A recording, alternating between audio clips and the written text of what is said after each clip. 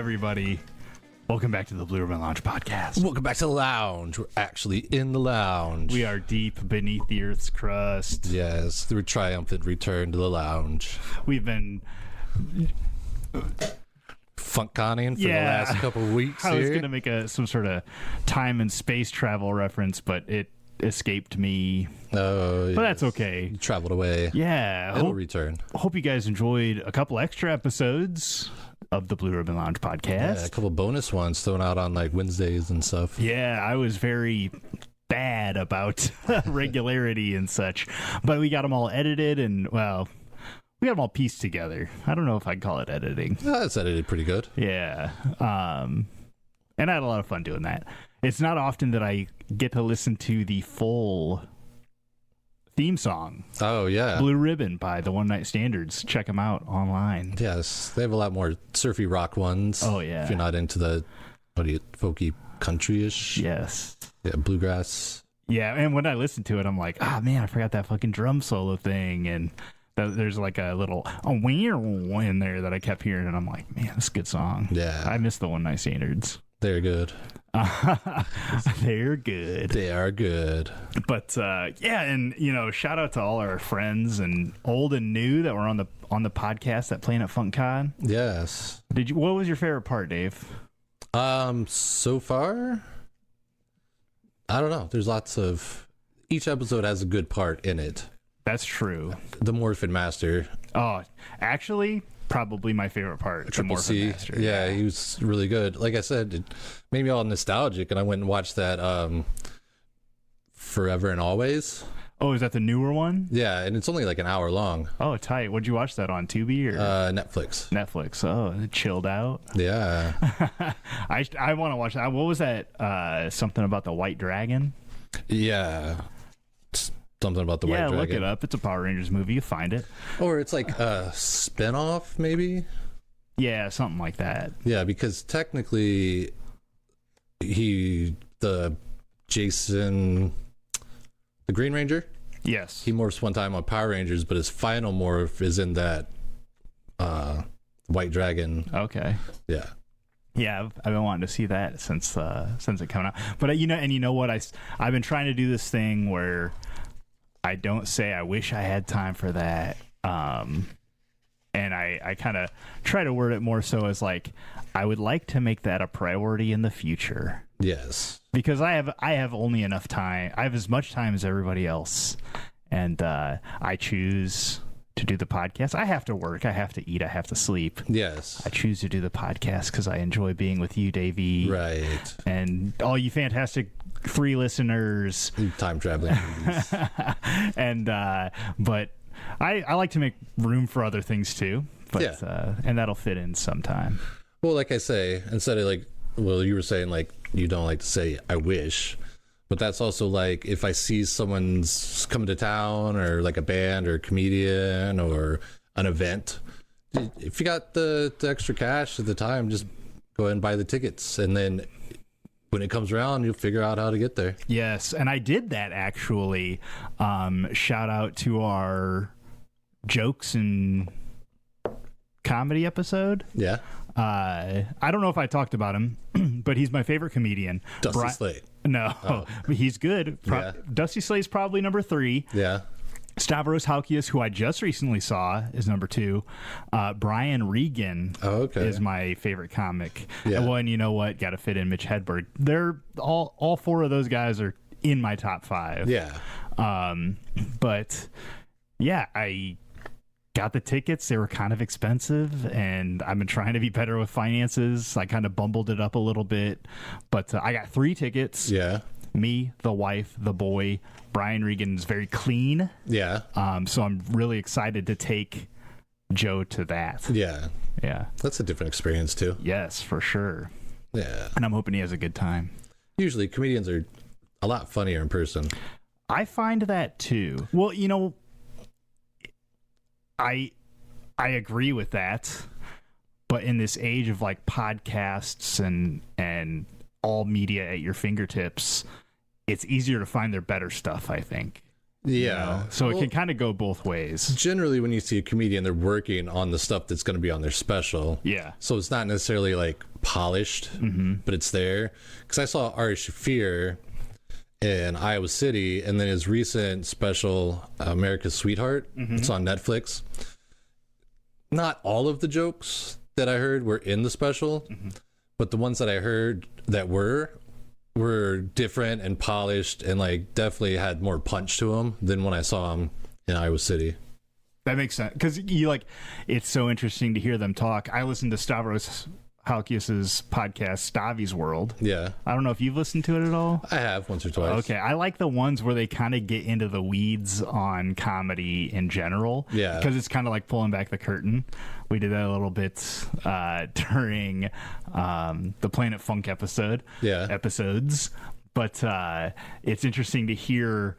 It's like workshopping a joke. I'm not a comedian, so I don't know what it's like, but like finding better words and like rhythm for stuff is an interesting concept to me. Yeah, and I've heard how sometimes they'll be like, oh, well, this middle part should actually be in the beginning because it gets more pop that way. Yeah. That kind of thing. But what else is going on with you, Dave? Do you do anything else new, fun, exciting? I haven't seen you in so long since we had those episodes stacked. Right. I had got out and about a little bit. Oh, where'd you go? What'd you do? There's a new hot pot place. Oh. It's called Jang's, Jiangs. Okay. Yeah, it's over behind Walgreens on like Utica Ridge and 53rd. And is that where you like get the raw food and dip it? Yeah. Okay. Well, you like make a soup. Okay. So you're making pho.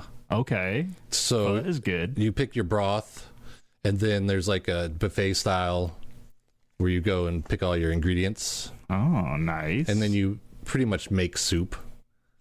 Nice. Yeah. Well, what the fuck do I work here? Jesus. Yeah.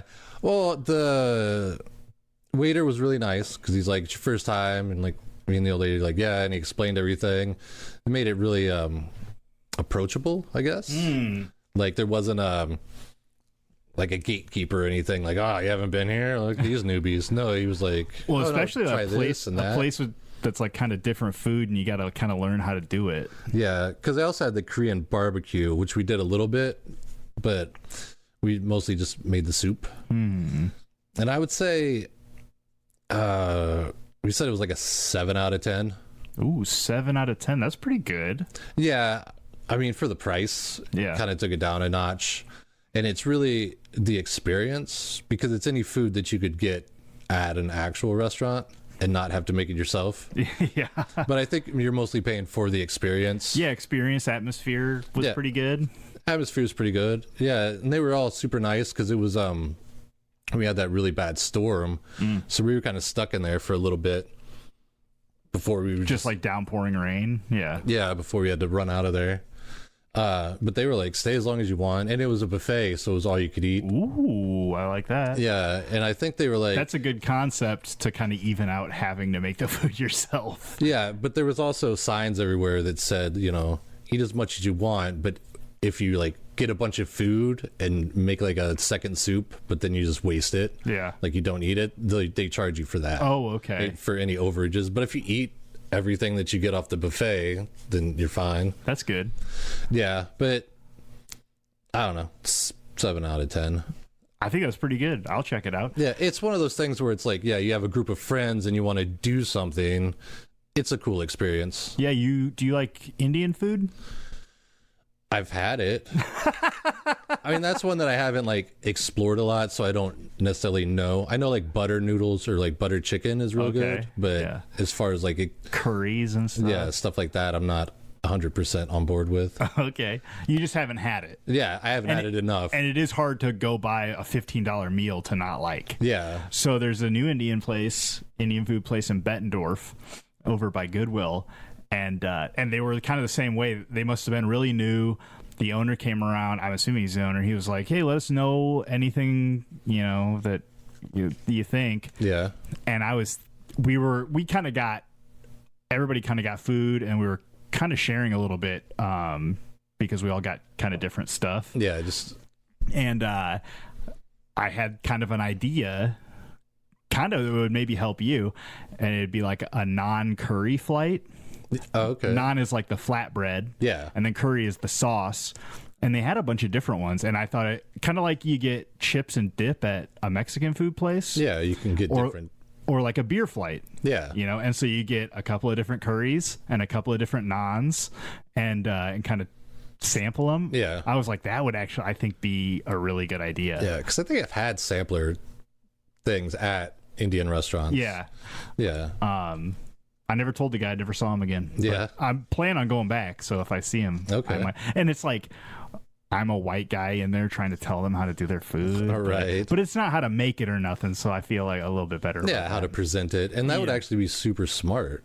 Yeah. Because then, you know, like a guy like you hasn't had it. Yeah. And you're like, well, I like this curry and naan, and this kind of naan goes with it. And so you know what to order next time. Yeah. Is how I would kind of foresee it as a business proposition. Right. Over anything. Well, that makes sense. Yeah. What'd you bring for us today, Dave? Oh, I brought a lot of stuff. Oh, yeah, me too. Well, do you know who Ed? I kind of started getting into this in one of the episodes of the FunkCon. Okay. But yeah. Ed and Lorraine Warren. Yeah.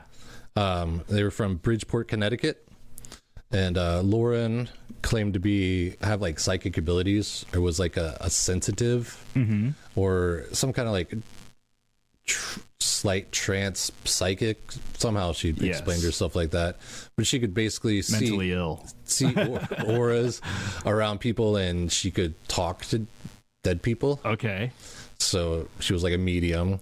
And then there was Ed, who was just a believer, because when he was a kid, he swore he lived in a haunted house, because one of his first experience was seeing a ball of light that then transformed into their dead landlord. Oh. Yeah. Who had died like a year or two before. So he at least knew what he looked like. Yeah. And they ended up meeting because Ed worked at a theater that Lauren and her mom would go to all the time.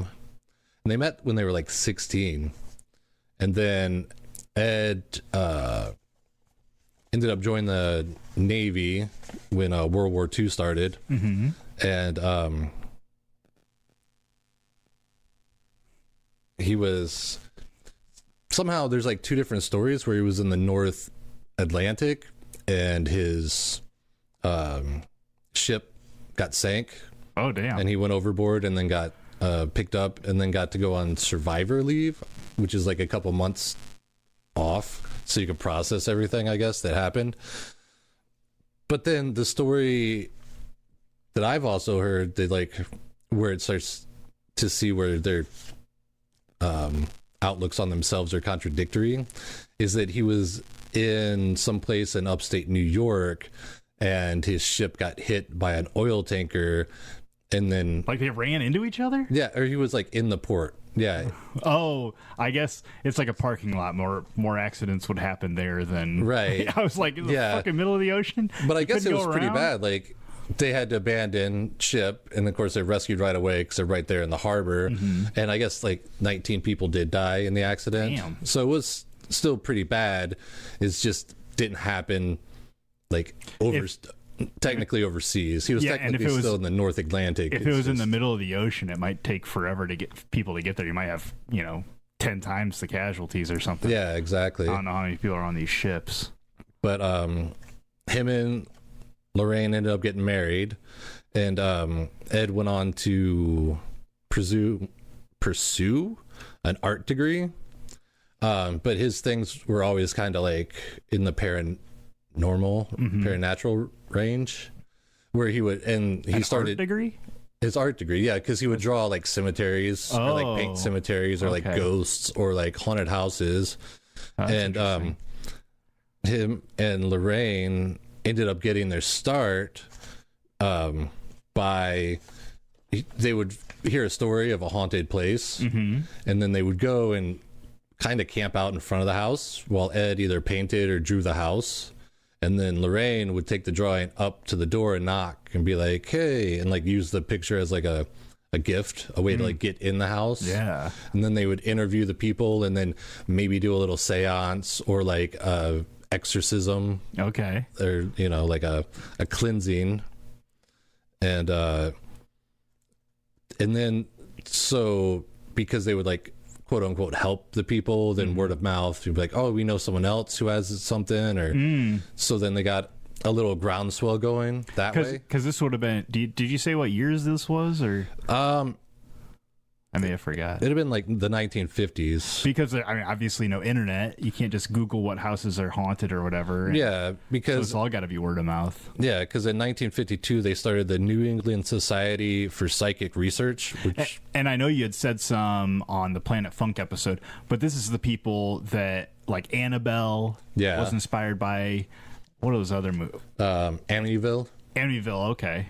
The Conjuring. The Conjuring was yeah, one the I whole was- Conjure verse or and whatever. The Nun, maybe? Yeah. Yeah, I think that was one you had said previously. Yeah, they were the people that the whole Conjuring universe is based on, because Yeah. they wrote like 8 or 10 books about all of their experiences. And it said that they investigated over 10,000 cases, which is a lot of cases. There's a lot of, I mean, maybe investigated was a little bit high of Right. a word choice, but Well, they claim over 10,000 cases, but on the website, it's like hundreds. It says hundreds of cases, so I don't know which one is which. But most of them I mean, were 10,000 is 100 hundreds. yeah, 100. Yeah, and they got a lot of book deals and a lot of publicity. And one of the famous ones was Amityville, which was an actual event where the Lutzes, Ronald Defoe Jr. So the Defoes lived there first, Okay. and Ronald Defoe, No relation to William. no, he went through his house and killed his whole family, his Like you do. his parents and his 4 You're siblings. haunted. And in court, he claimed that he was hearing voices, like demonic voices, and he was saying that the devil made him do it, and that That was one of their movies. yeah. And so he really was trying the insanity plea angle. Okay. And so then Which you got to be insane to fucking kill your whole family. yeah, but then later on they said that maybe he was embezzling from his dad's company, Oh no. and his dad recently confronted him about it, and it just so happened like a week later then everybody got murdered. Damn. That's not great. You really got to time that better. Yeah, but with like less than a year later, the Lutzes bought the house, and they only stayed there for like maybe 4 weeks, because they said they started hearing voices. Their daughter had an imaginary friend, which was a pig with red eyes, like Ooh. glowing red eyes, and That's an imaginary foe, actually. yeah. And the dad said he was like hearing voices and stuff. The mom got really sick. They So they heard, were all claiming that Yeah. there was wild stuff going on. yeah, and they ended up leaving the house, and then they came back with the Warrens to investigate what was going on, and they supposedly captured a picture of like one of the kids, and Ed said that when he was in the basement, he got shoved down the steps by some unseen entity. Oh shit. Yeah.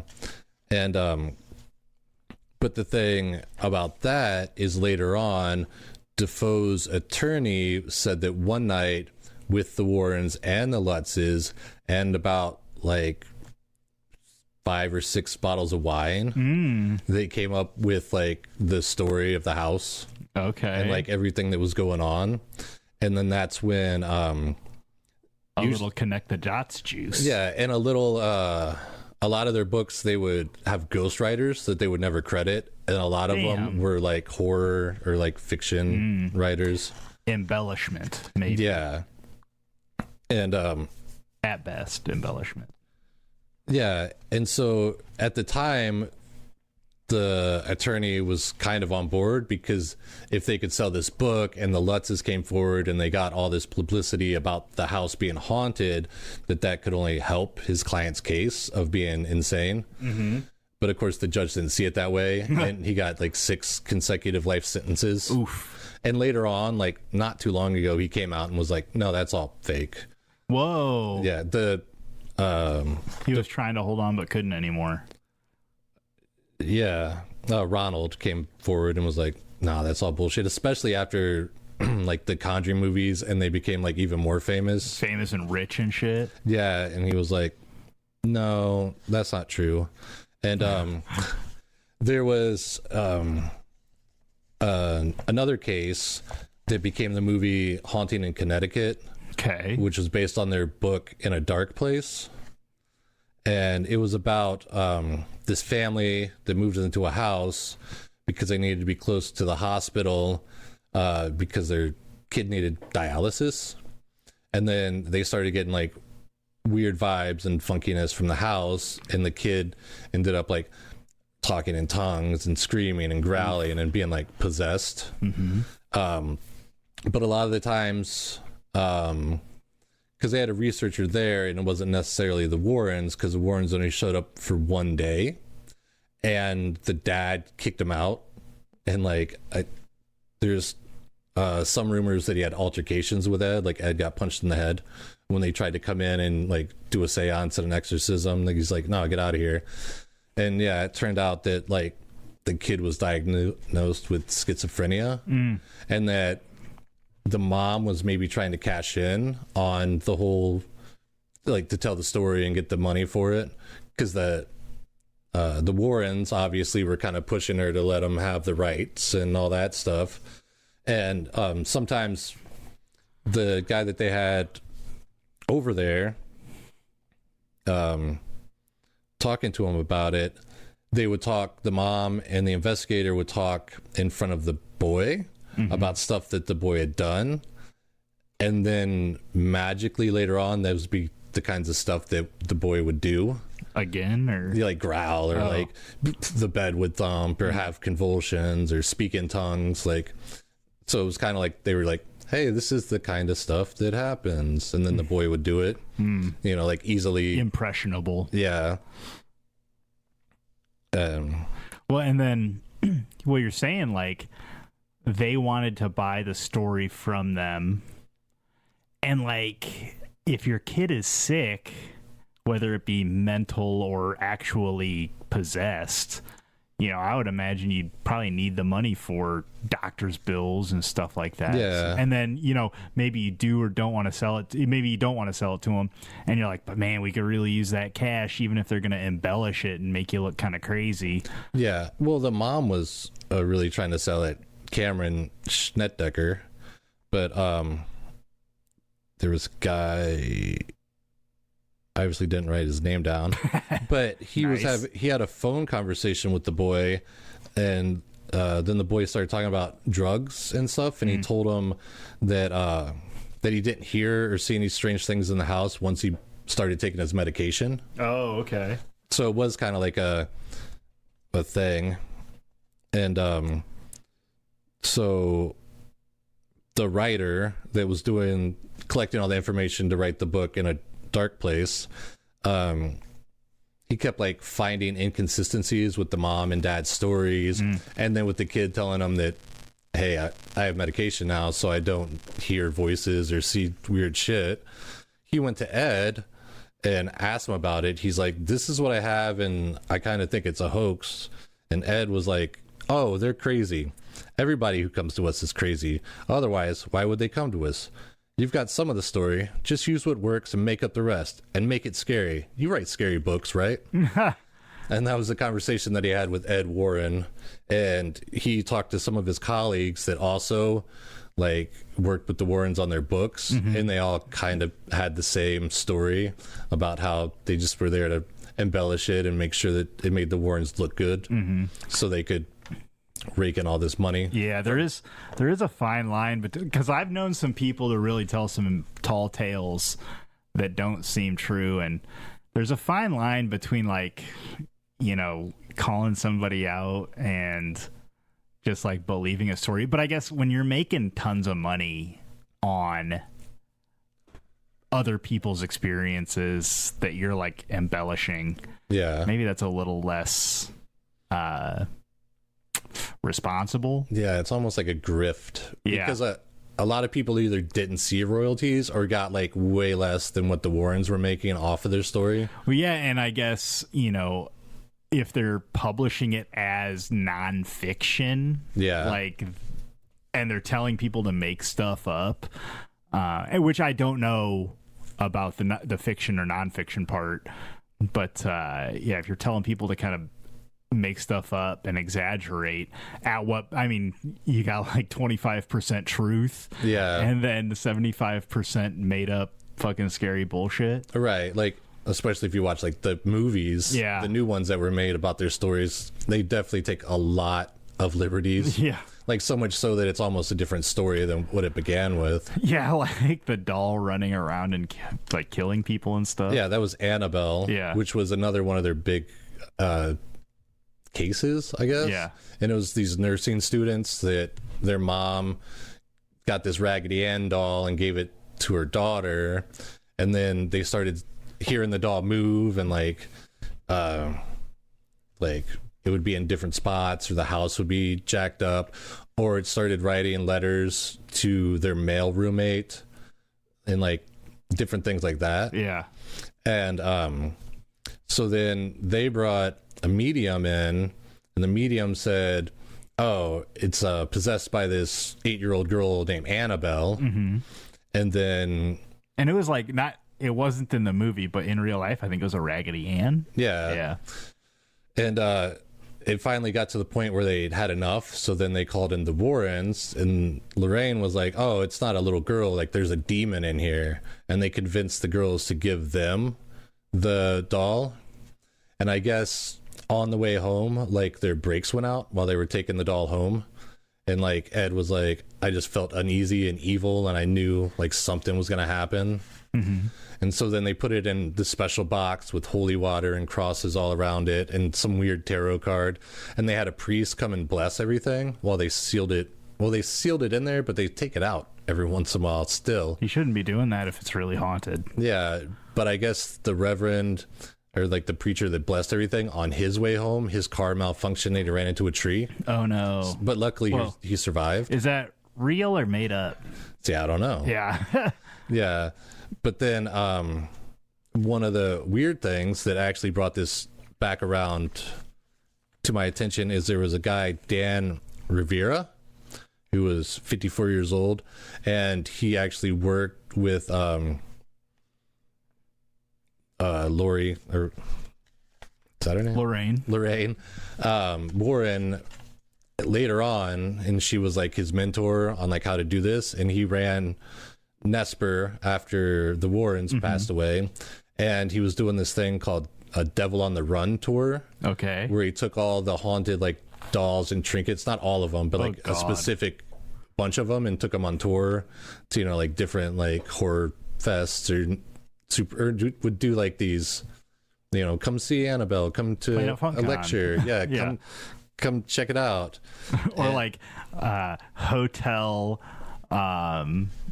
convention room, like speaks or whatever. Yeah, or like they would do little ghost hunts because they were in Gettysburg, and they went to like the orphans hospital from all the kids orphaned after the Battle of Gettysburg. Yeah. And that one was supposedly haunted. And so he was doing like a ghost hunting experience, and also you could see these relics at the like almost like Warren's a literal sideshow. Yeah.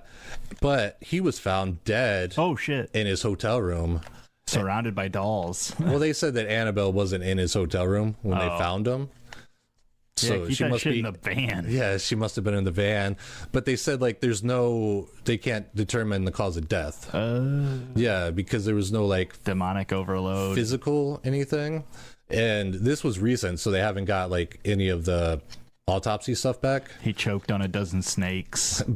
Well, they said that the initial was like they don't know what the cause of death is, so they just call it a natural causes. Yeah.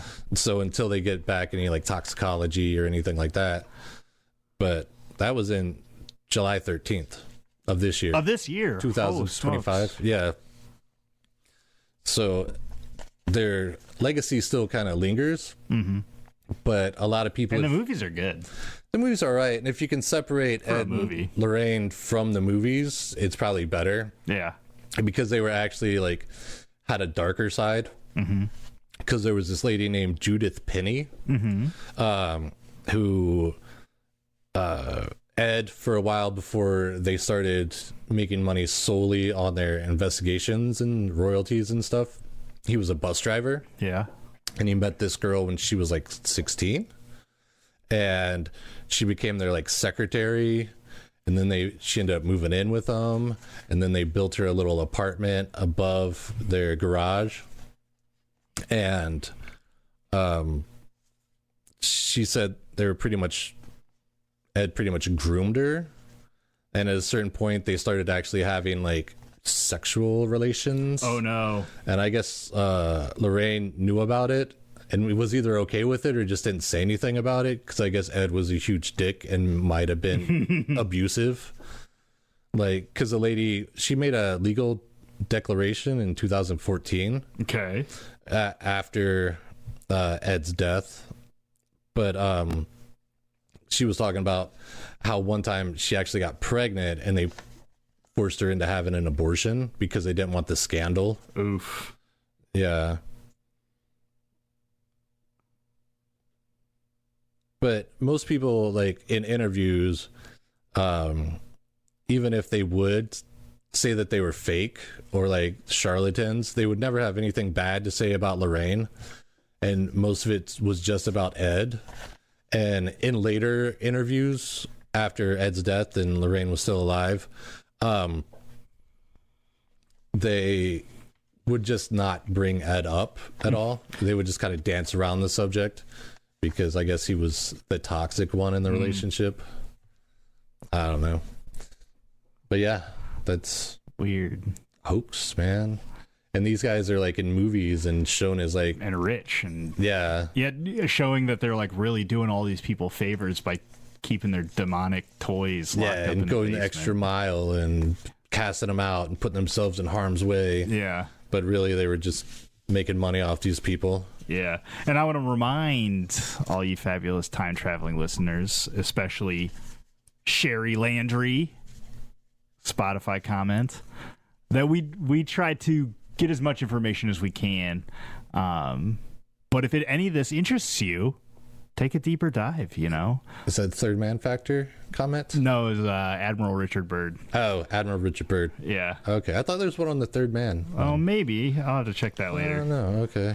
That one had a lot of research in it, I thought. I think her problem was like the putting together of it. Maybe. Which is, it's hard.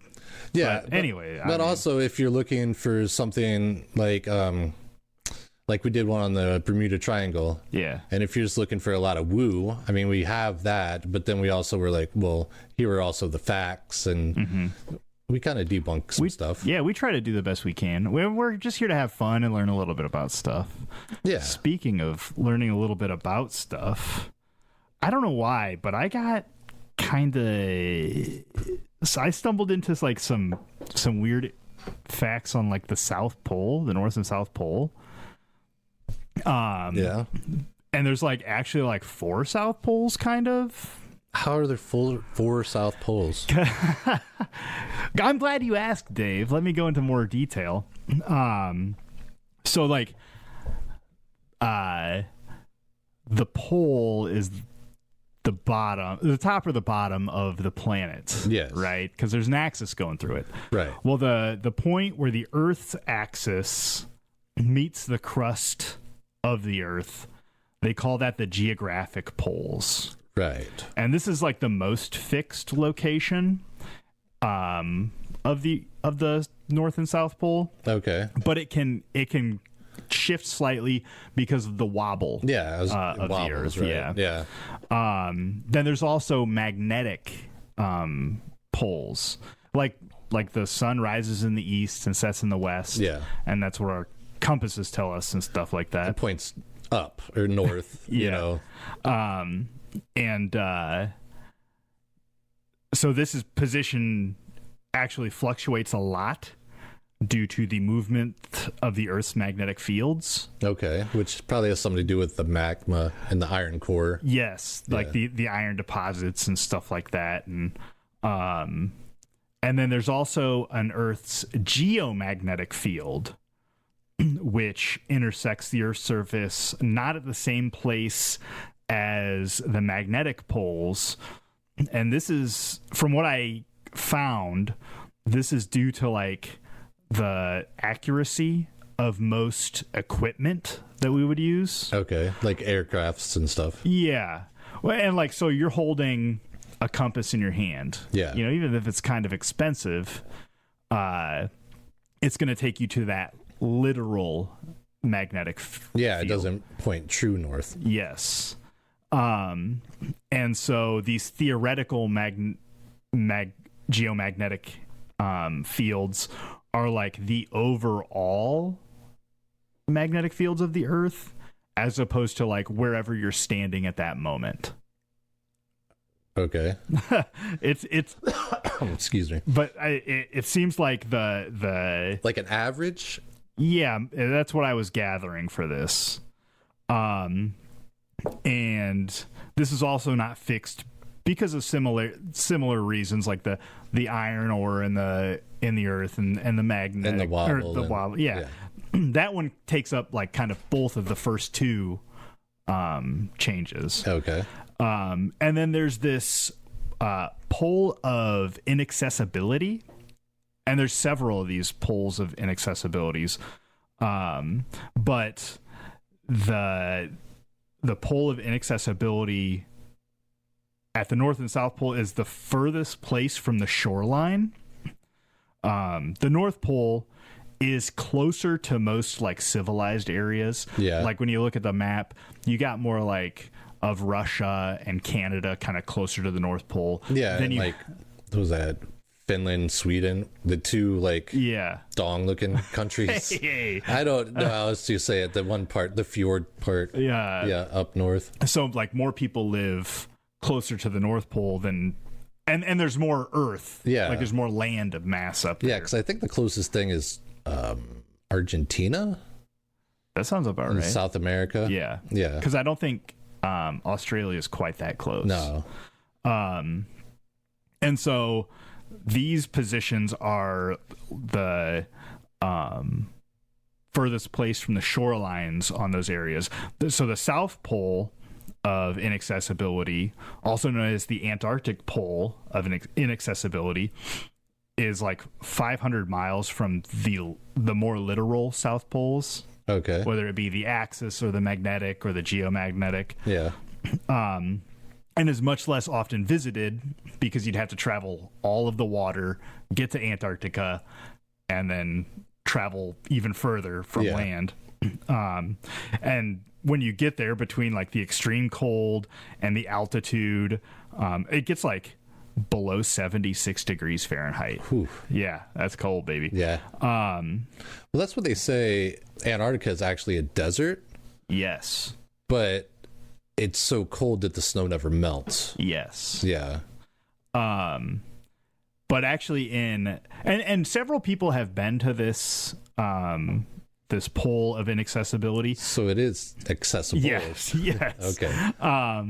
But in 1958, a Soviet Union expedition team reached the South Pole, where they erected a bust of Vladimir Lenin. Okay. And it's still there, as far as I know. Huh. Some of these other poles of inaccessibility, they're not quite as interesting.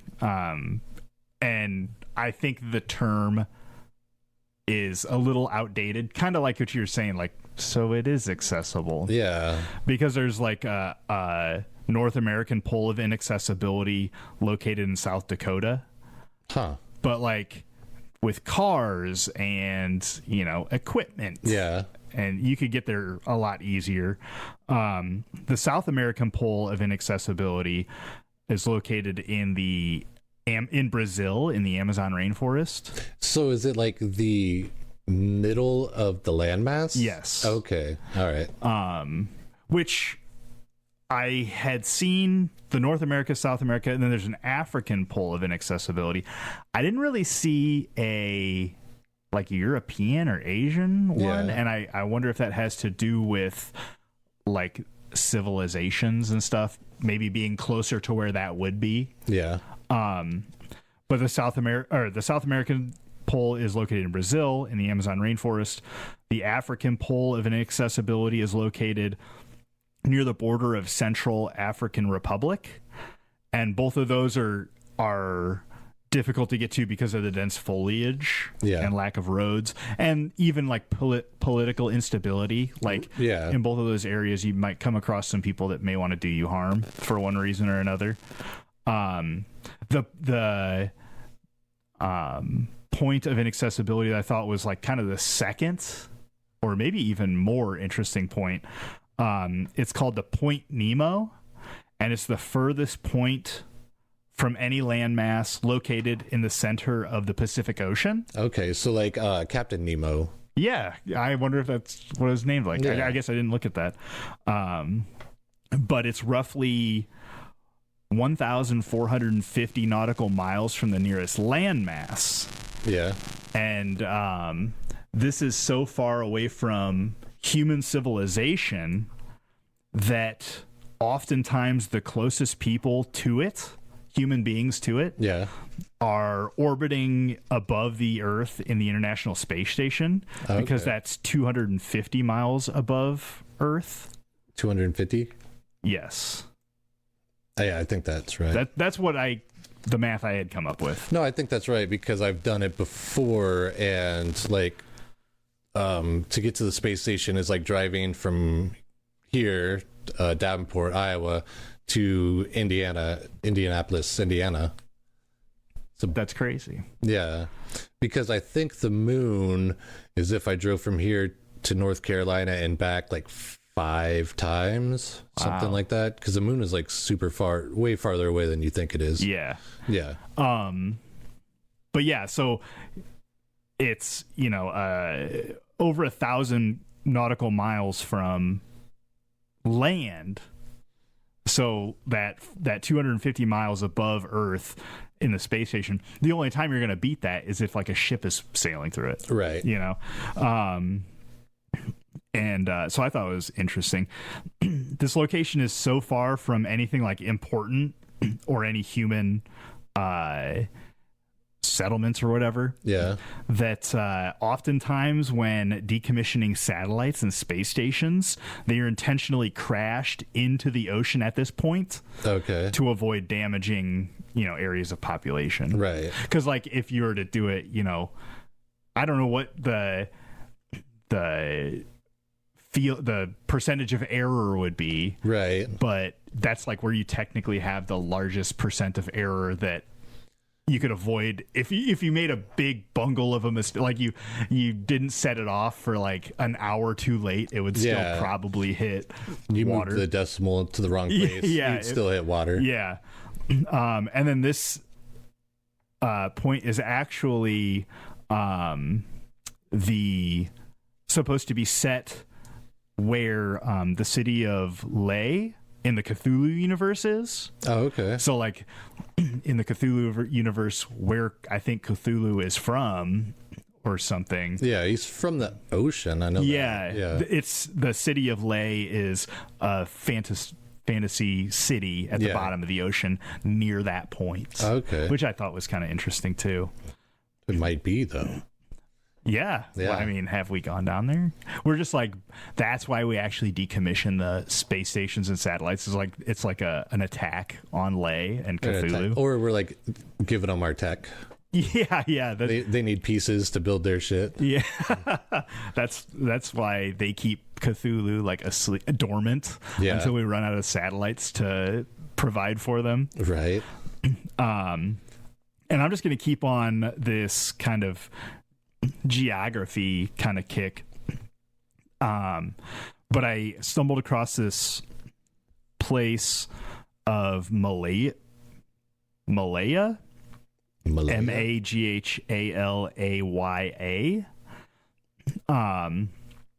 It's in northern India. There's a tradition that's actually still being done today. Like, it's still going on. Okay. But the forests and cliffs are so difficult to pass through, and it's like really dense wooded area. Excuse me. And the majority of the trees there are rubber trees. So they use this Ficus elastica rubber tree, and they tie the roots together. And over years of time, they have formed bridges and walkways. Okay, like natural bridges and yeah. stuff. So like, and this was another thing when I started looking into it, I had talked about in a previous episode, the Bali New Year. Yeah. Where I was looking at these images online and I'm like, this shit's fucking AI. Right. But it's not. It's like just people have been tying these roots together. And it seems like after like 40 to 50 years is when they really are strong enough to walk on. And they have ones that are strong enough to walk on that they continue to wrap these, like, they like look like pieces of string, the roots. Yeah. You know? But then as they grow, like as they get thick like your arm. Yeah. And they were originally used to travel to and from their farms and markets and stuff. Okay. It looks like there are some more modern building materials on top of the bridges. So like you have used like boards and stuff like that to make the walkway better. Yes, as maybe some support structure, but mainly like that walking to make things more flat. Yeah. And sounds like from what I had read, there are people whose jobs it is that are called bridge weavers. Yeah. And almost the way they talked about it, it almost felt like some sort of like, like if you had a tribe and you like promoted somebody to like medicine man or something. It was like a very prestigious prestigious type position, because you keep the path open. I kind of didn't put that together, but that's I wonder what kind of spirituality they have around this stuff. I was kind of more so well, if it's taking you to your fields and stuff, you're kind of super important because you need that for life to survive. So it probably has something to do like with bringing the path to life, or because it's like a living pathway. It's a living pathway, and it's going to your food source, so it's keeping you alive by manipulating life. Or the market where you have to sell your food to make money. To make your living. Right. I thought that was super interesting, and that like after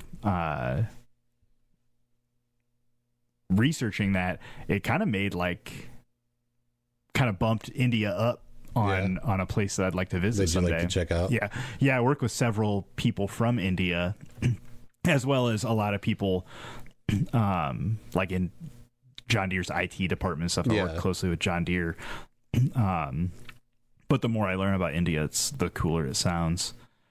And then this last one I got here, I don't know why, but I was just like really interested in learning more about the Devil's Tower in Utah or Wyoming. Yes, I know, somewhere Wyoming. To the west. I had taken a trip with my dad when I was 16. It was like the one trip we went on. We went to Wisconsin once, but I didn't really spend a lot of time with him as a kid. But we went on this trip. We went to the Mount Rushmore, and we saw Crazy Horse, and the Devil's Tower, and the Badlands. And it was a nice trip. I'm glad that we took it. But it was formed over 50 million years ago in Wyoming. Oh, you know what? I think sparked this. I think I had come across some dumbass video talking about like giant trees. Oh, and that yes. is a giant tree stump. Yeah, I've read that. Or Yeah. seen that. That's like part of flat Earth stuff. Yeah. Because like they think that these giant trees were silica based and not carbon based, and that's why they're like rock-ish. Kind of like that. There's like Mount Kilimanjaro and that one place in Australia. I don't know that one. It's just like a big red like rock. It looks like it's Okay. just sticking up there. But I think in Australia that was like once the tree of life or something. Okay. It's their thing. And yeah. Well, and yeah, that concept of the tree of life, I feel like just not doing any research on that, I feel like a lot of places thought that because trees are important to a lot of ancient peoples. Yeah. Shade, shelter, Yeah. food. Yeah, firewood, Yeah. weapons. Yeah, giving tree. It was formed 50 million years ago in Wyoming, standing approximately 867 feet tall. And on top of it is about the size of a football field on top. Okay. It became the first U.S. national monument in 1906 by Teddy Roosevelt. The Lakota Sioux mythology around this area is that there were a group of 7 girls playing, and they went too far into the forest. While in the woods, they heard noises of a giant bear, and it was too far to run back to the village, so they climbed up on a nearby hill or some sort of mound and asked this great sky mystery, Wakantanka, to help them escape from the bears. The lack of the knowledge, kind of about this, it kind of sounded like they called this a god. Yeah. But I feel like native mythologies have so many different other words. Yeah. I don't want to disrespect it, but just for the lack of a better term, it sounded like they were talking about some sort of god. But this sky god created the tower and raised it out of the earth to keep the girls safe. Yeah. And as the legend goes, when he did that, more giant bears came out. Oh, okay. and they were like scratching at this tower, and that's why it's all torn up on the side. Yeah, it's got those straight lines. Yeah, and as they were scratching on it, pieces of the tower and rocks and stuff fell onto the bears, killing them and saved the girls. So their idea is that at the base of the tower, beneath the earth, are like petrified giant bears. Yeah. Which is interesting because there's like giant bear-looking creatures that could have been, in Wyoming and South Dakota. I don't know about Wyoming, but South Dakota is pretty well known for fossils and stuff. Yeah. So I wonder if that has any tie-in. Now that I'm kind of speaking it out loud, Right. You're finding big bones, and you're like, "This is bear." Yeah. That's an interesting thought.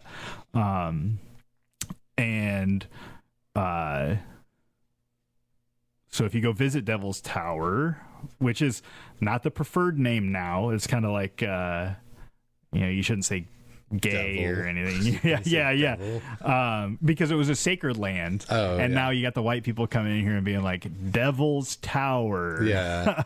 That's weird. There's a place, Wildcat's Den, over in Buffalo, Iowa. And when I was younger, there's a place in that park called the Devil's Punch Bowl. Oh, okay. And now any signage just says the Punch Bowl. Oh. So They had Christians picketing it. I guess. I mean, that's that PC culture. Yeah. It's good and bad. But earlier scientists originally believed it was a volcano, but is now believed to be what is called a laccolith, which is where magma from within the earth is pushed up with the top layers of crust like still over it. Yeah. and it would have formed like a dome, like a pimple, Right. like an Earth pimple. Yeah. And when it cooled down, the magma hardened harder than like the topsoil crust around it. Right. And then as the Earth was washed away with erosion, Right. more than likely by like the glaciers and stuff like that coming down from the North Pole in Canada and stuff, eroded that, leaving just the hard rock of the Devil's Tower, or what do you call it? Oh, I don't know. What's it called now? Oh, Wakatanka? Wakatanka. Oh no, that was the Great Sky Mystery. Yeah. Man, maybe I didn't write down what they preferred to call. The giant tree. Bear's Folly. Yeah. Maybe I forgot to write down what they call it. Whoops. Leave it in the comments below. Oh, okay. Surface level investigation. Yes. And it's interesting, just bringing that all the way back around. It's interesting how I I thought I researched a bunch in here, but just talking to you about it, it's like, oh, I should have looked that up. Yeah. And that's also why we have the Facebook page, because we can put a little bit more extra stuff. Look up Blue Ribbon Lounge podcast on Facebook. On Facebook. Join us. Yeah, we got a nice little community. Yeah. We're trying to build there. So that was the geography stuff I had. Yeah. Yeah. I just had about the Warrens. I also had some stuff about amphetamines, but I can always say that for a later date. Yeah, because I got some other stuff too about some crows. A little shout out to next episode on murders. I've been sitting on a little bit of this since because I had looked up that Devil's Tower and Living Tree Bridge for the Planet Funk Con episode. But I was like, man, we were just interviewing people left and right. Yeah, we got so many people. And it was way different than the Mallrats. Oh, yeah. Yeah. Well, also very similar. Our friend who visited us, that I can't remember her name. Nora? Oh, I think you're right. Something like Nova. That's it. Yeah, dang, Dave, you're good. Well, I'm trying to remember if they're listening. It would be crappy of me to not remember. And then I think I got a hold of somebody contacted each other, that Wild Man Wes. Yeah. I watched some of his videos. Yeah. They were pretty interesting. I'm not a beer drinker anymore, but he's coming out with this video series, the 50 worst states of movies. Yeah, like America's worst movies or something. So it'll be interesting to see. I probably won't watch all of them, but I'll watch one or two. Probably the Iowa one I'll watch, the Illinois one. I'll watch whatever the first one he posts is. Maybe we can have him on closer to October and see what his 31 movies in 31 days is. Yeah, that'd be fun. Yeah. Let us know if there's anything that's really been scratching your head lately. Yeah. Do you have an itch you need scratched? You beautiful time travelers, Bring it to the lounge. Got scratching posts here. Well, knowledge-wise. Yeah, knowledge scratching posts. Yeah, if you want a couple of guys to look up some information because you don't have time. Hey. Put it on the Facebook page or in the comments down below. Yeah. And as always, be good to yourselves. Yes, and for all the plumbers out there, remember, hot to the left, cold to the right, shit flows downhill, and don't bite your nails.